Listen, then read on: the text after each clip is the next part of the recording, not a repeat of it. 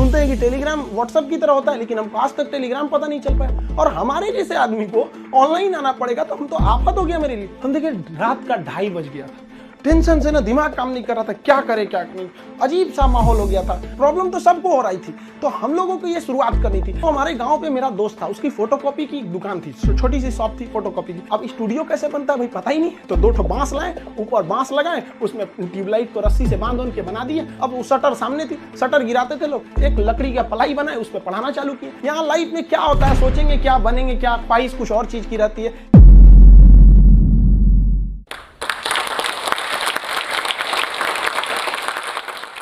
जय हिंद।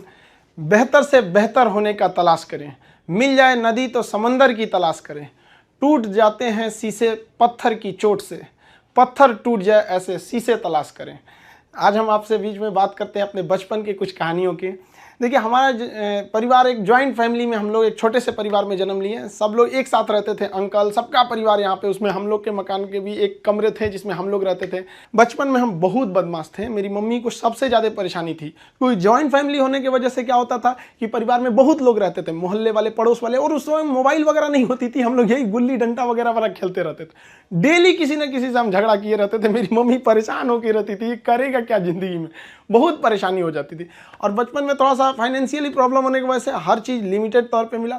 स्कूल हम एक नॉर्मल से स्कूल में गए, और पेंसिल वगैरह तक का भी बचपन में हिसाब मिलता था। पेंसिल खरीद के आती थी, उसमें से आधा काट के, आधा तुम लो आधा तुम लो, तुम्हारा पहले कैसे खत्म हो गया, तुम्हारा ज़्यादा कैसे चला, काफ़ी ये सब समस्याएं थी।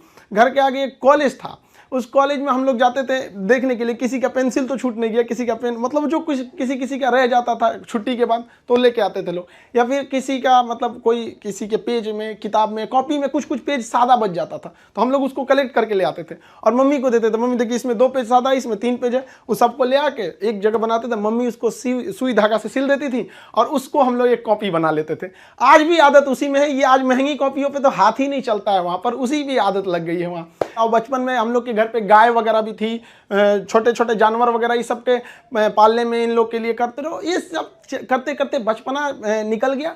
और इस बीच मेरे पिताजी जो थे वो अलग अलग जगहों पे वर्क करते रह गए, कभी शिप बिल्डिंग में, कभी पाइपलाइन में, कभी फॉरेन में, अलग अलग जगह पे। एक स्टेबल नहीं रहा, जिसका खामियाजा हम लोग को आगे जाके बहुत बड़ा भुगतना पड़ गया था।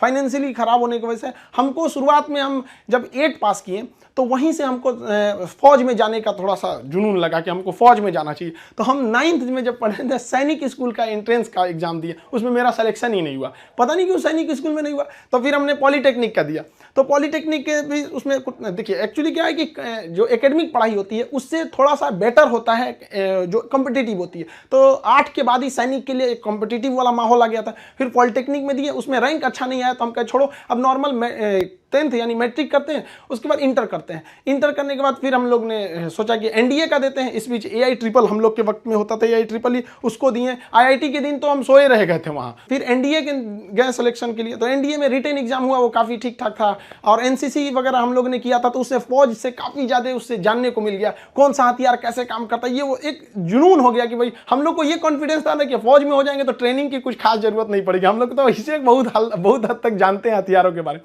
सब होने के बाद वहाँ पे क्या होता है कि ये सिलेक्शन काफ़ी प्रोसीजर काफ़ी कॉम्प्लेक्स होता है। वहाँ मेडिकल जांच होती है हर चीज़ का। मेरा हाथ काफ़ी टेढ़ा है, अभी इतना टेढ़ा होने की वजह से दोनों हाथ कि मतलब अब मेडिकली आउट कर दिया जाए। अब मेडिकल आउट होने की वजह से ये सब चीज़ें सही नहीं हो सकती हैं।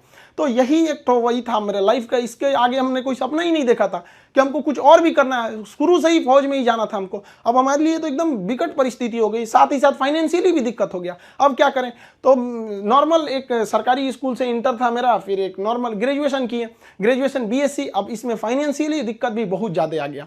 इन दिक्कत में सबसे ज़्यादा साथ दिया मेरे 3 दोस्तों ने, सोनू, पवन, हेमंत। ये 3 दोस्तों ने हमारा बहुत ज़्यादा हेल्प किया और हम सबसे खुशनसीब हैं। हम ये कह सकते हैं कि दोस्त हमें बड़ा बढ़िया मिले।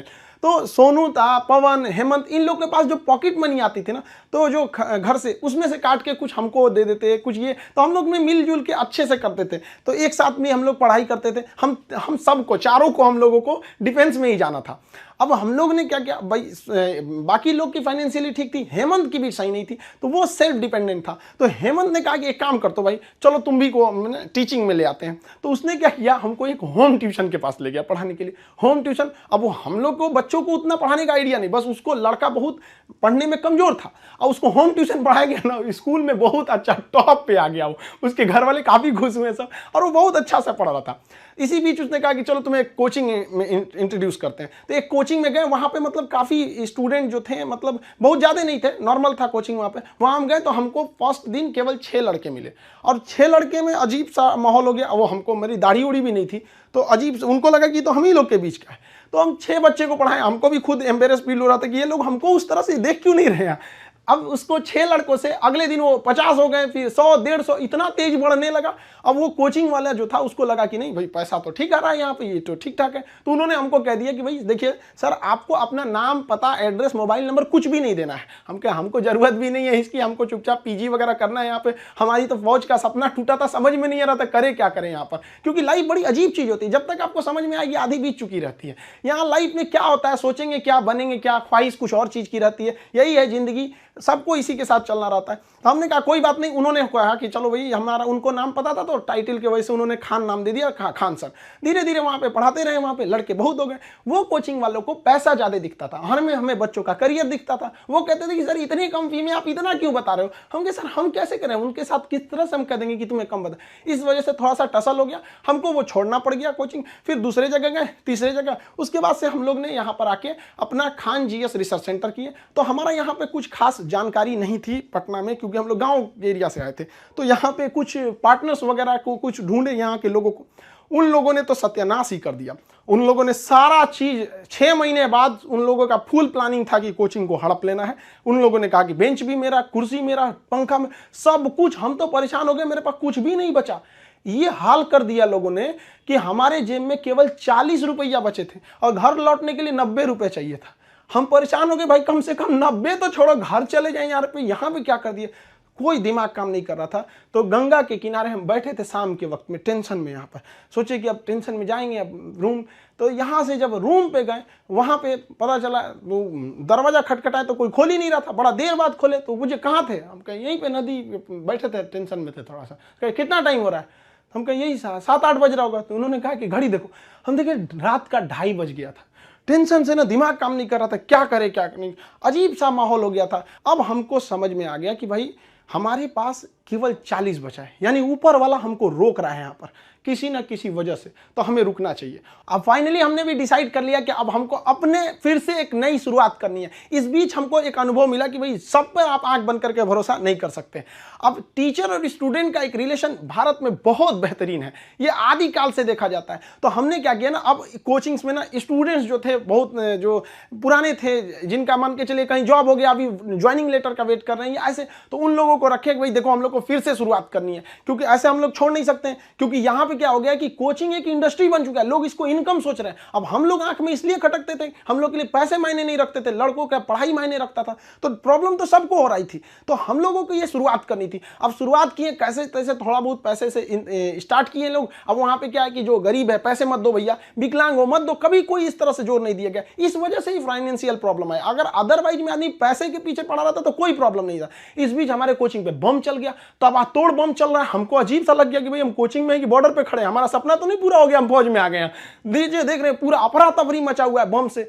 इतनी तबाही हो गई, हमको मतलब एकदम लास्ट में आ गए कि हमको अब लगता है यहां से छोड़ देना पड़ेगा। फिर लड़कों ने कहा कि सर आप हाँ हिम्मत मत हारिए। हमारे कोचिंग में, हमारा जो कैंपस है इसके अगल बगल में 17 कोचिंग है, सबका शटर बंद हो गया, सब लोग भाग गए। लोग, हम लोग अकेले, भाई कम से कम कोई पूछते भी आता तो कम से कम एक सहानुभूति लगती है। लेकिन लड़के आए, लड़के लड़कियां तक आई कि सर कोई बात नहीं आप खोलिए, हम लोग चल पढ़ेंगे लोग, यहाँ कितनों बम चले यहाँ पे।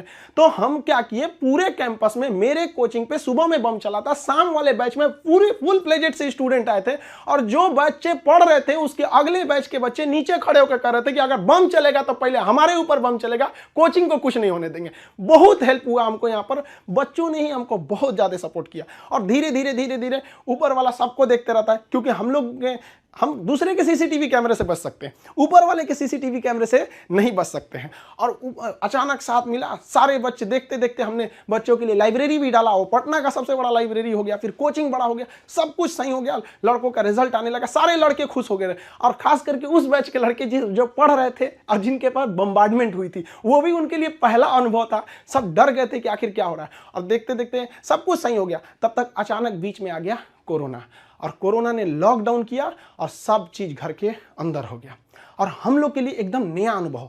और नॉर्मल जब कोरोना होगा, शुरुआती लॉकडाउन इतना स्ट्रिक्ट था, पता चला कि अब तो आपको ऑनलाइन ही पढ़ाना पड़ेगा। और हमारी जैसे ऑनलाइन आदमी को ऑनलाइन कुछ पता ही नहीं, फेसबुक चलाने नहीं आता हमको, सुनते हैं कि टेलीग्राम व्हाट्सएप की तरह होता है, लेकिन हमको आज तक टेलीग्राम पता नहीं चल पाया। और हमारे जैसे आदमी को ऑनलाइन आना पड़ेगा, तो हम तो आफत हो गया मेरे लिए।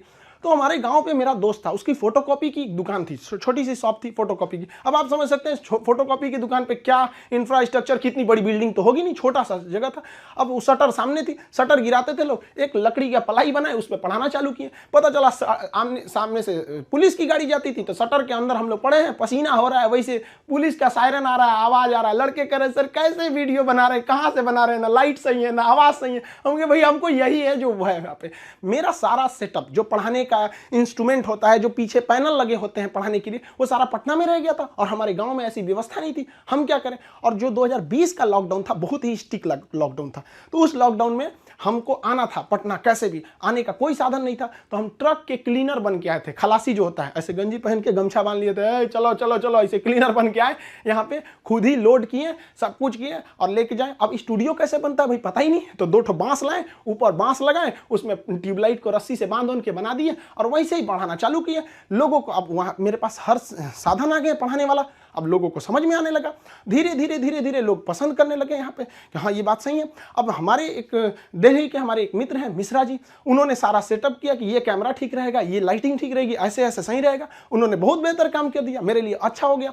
अब इस बीच अब लड़कों का कोर्स चालू करने के लिए एप्लीकेशन बनाने लगे, तो धीरे धीरे धीरे धीरे लड़के एप्लीकेशन पे देखने लगे, यूट्यूब पे। और हमको तो आज तक समझ में नहीं आया कि यूट्यूब पर एजुकेशन के फील्ड को हम ऐसे देखते हैं कि वो लोग भी कमेंट करते हैं, कहते हैं कि सर हमारा किसी जनरल कंपटीशन, हम किसी कंपटीशन की तैयारी नहीं करते हैं, नहीं हमको कोई एग्जाम से मतलब है, फिर भी हम देखते हैं। हमको इस बात की इतनी खुशी होती है, इसलिए नहीं कि वो लोग हमारा वीडियोस देखते हैं, इसलिए कि जो लोग पढ़ाई छोड़ दिए हैं उनको भी इस बात का अफसोस है कि हमने पढ़ाई क्यों छोड़ा। और ये कंफर्म है कि वो अपने बच्चों को या समाज को आगे पढ़ने के लिए जरूर करेंगे, और इस देश को जो पीछे गया है उसको आगे ले जाने का एकमात्र रास्ता है शिक्षा। क्योंकि शिक्षा जिसके पास रहेगी वो कभी किसी से नहीं डर सकता है, अपने अधिकार के लिए खड़ा रहेगा। तो काफी खुशी होने लगी। लेकिन ऑनलाइन का हमको बहुत ज्यादा आइडिया नहीं लगा, तो धीरे धीरे धीरे धीरे क्या हुआ, संघर्ष आगे बढ़ा। अब होता क्या है कि लाइफ में कभी इंसान कोई लिफ्ट की तरफ बढ़ जाता है तो उसको काफी खुशी होती है, अरे बाप रे बहुत ऊंचाई पे आ गए। लेकिन जो सीढ़ियों की तरफ बढ़ता है ना, ऊपर जाके उसको एक थकान होती है, लेकिन दिल से एक सुकून भी मिलता है कि मेहनत से बढ़े, तो उसके लिए ऊंचाई बहुत मायने नहीं रखती है।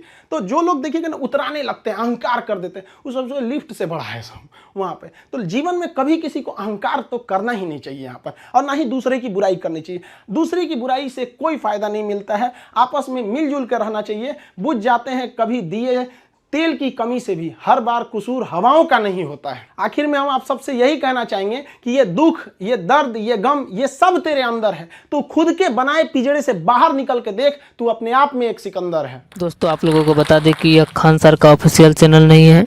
इस चैनल के माध्यम से आप लोगों को जो है सिर्फ खान सर के मोस्ट इम्पोर्टेंट कोई वीडियो अपलोड मिलेंगे, जो सभी के लिए बहुत ही इम्पोर्टेंट होने वाले हैं। और ये बहुत ही इम्पोर्टेंट वीडियो होगा, जो भी खान सर का वीडियो आप लोगों को इस चैनल पर मिलेंगे। इस चैनल का नाम है अमित ज्ञान क्लासेस, और इस चैनल के माध्यम से जीके, जीएस और मैथ्स के ट्रिक्स बताए जाते हैं कॉम्पिटिटिव एग्जाम के लिए।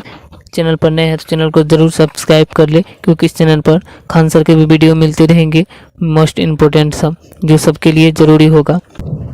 और जीके, जीएस के वीडियो तो मिलते ही रहेंगे, तो चैनल को सब्सक्राइब ज़रूर कर लीजिए। मिलते हैं फिर नेक्स्ट वीडियो में इसी प्रकार के लेकर के। जय हिंद।